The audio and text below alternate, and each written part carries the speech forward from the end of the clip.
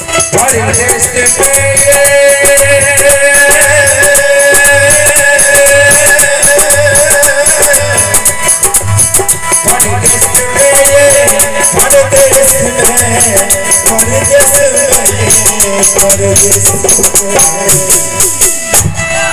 पत्नी कहल या पिया केना रहे छी परदेश में फोन पर पत्नी कहल छी ना ये सुन सुन आहा बेटा हमरा केहन लागल दूर में केहन लगे छे के अरे बिना खाली करा तो और आसान हो जाय छे कहिया गांव पर रहे छो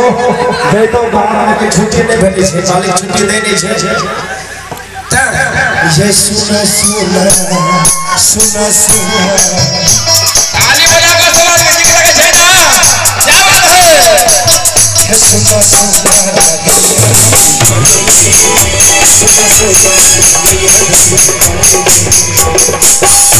परदेश में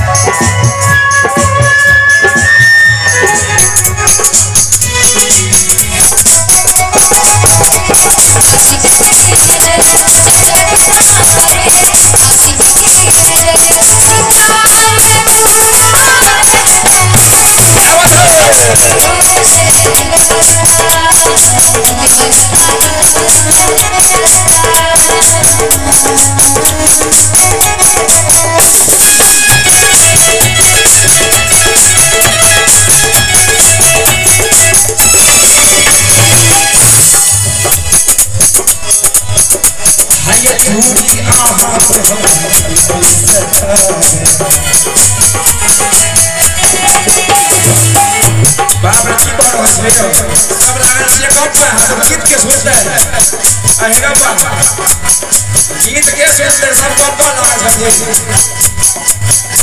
हाय चूड़ी आहा आंख देखी जाय दुनिया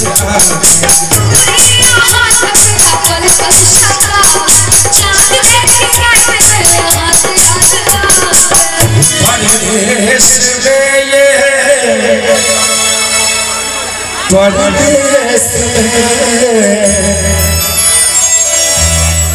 परदेश में